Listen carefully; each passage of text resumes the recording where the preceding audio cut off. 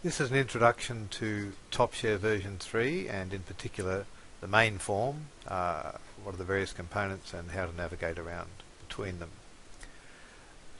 This is pretty much what you see when you first start Topshare typically. On the top left hand side there's a list of the portfolios that the program knows about, and on the top right there is potentially a list of accounts, trading accounts and their balances. Now either of these two top panels may be missing depending on the circumstances. If you only have one portfolio, then you won't see the portfolios, and if you haven't configured Topshare to display accounts, then you won't see that accounts panel either. Down the bottom here we've got at the moment we can see the contents of the selected portfolio, all the holdings. And over on the right there's the buy button, and that's the quickest and easiest way to get in to record a new purchase. If you change the portfolio that's selected up the top here, all the details in the bottom panel get updated. If you double click on one of these holdings, you'll see the details of individual parcels making up that holding. And if you right click on it, a sub-menu pops up, and this is the quickest way to get in to sell some of that holding, to enter a new dividend, or to get into the new Topshare version 3 notes feature. So now we're going to have a look at the transaction buttons. There are 5 of them there.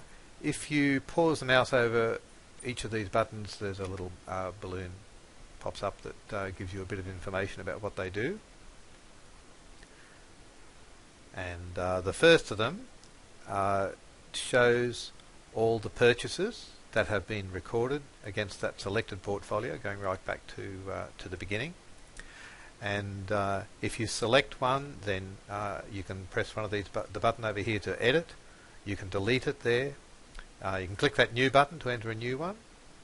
Similarly for disposals or sales, click that and all the sales are displayed, and you can do those same things, edit or delete. The next one is for dividends, and the same options are there. This is a little bit different. This is other transactions for things that are not done so frequently, so splits and consolidates, merge, demerge, transfer of HINs, all of those options are in there. The last one's a bit different. This is for importing, and there are 2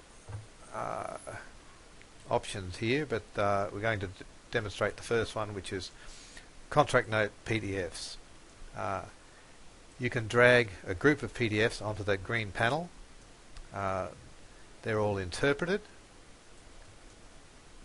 and then click on continue, and you can see the data that's been extracted from them there in this grid. You can change any of that if you need to. We might put a comment in one of them.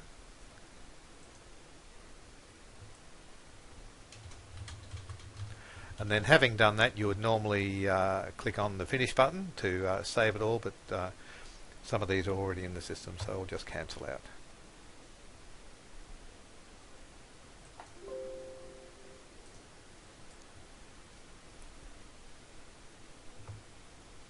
So the next thing I want to demonstrate is the prices panel, and you come here for basically everything to do with stock prices or valuations, and it's composed of a number of sub-panels, and the first one that we're looking at right now is price movement, and that shows the end of day price for every stock in the system and the movement in that price over various time intervals.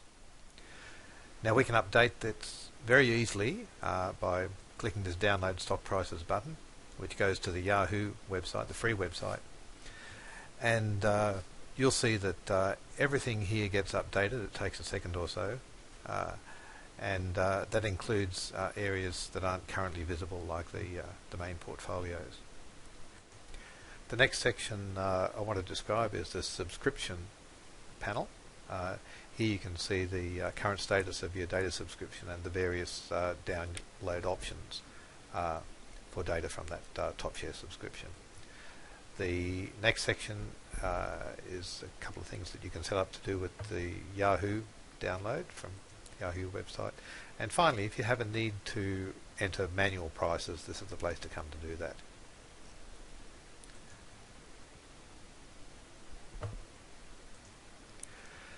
The last navigation button, the main content here is your transaction log. Everything that you do in Topshare gets an entry in this log, and so you can go back over history and see what's been done. So I want to finish up by just describing how we can customize the layout of the main form. Everything that you do in terms of changing the shape or size of the form or the amount of space devoted to various panels gets saved when you exit. You can also change the layout of columns. Whenever you change a column width or sorting or whether or not a column is printed, you see that this little button pops up offering to save customizations. And once you click that, the current state of that grid will be reinstated next time you display it. So this mechanism applies to all aspects of the grid. So sorting, column widths, whether or not columns are actually displayed, like we're just doing here now. And it's consistent throughout the program, so you'll see it on all the grids on the main form, you'll see it in all the reports. So that's pretty much it. I hope you found this video informative, and I hope it whets your appetite for Topshare version 3.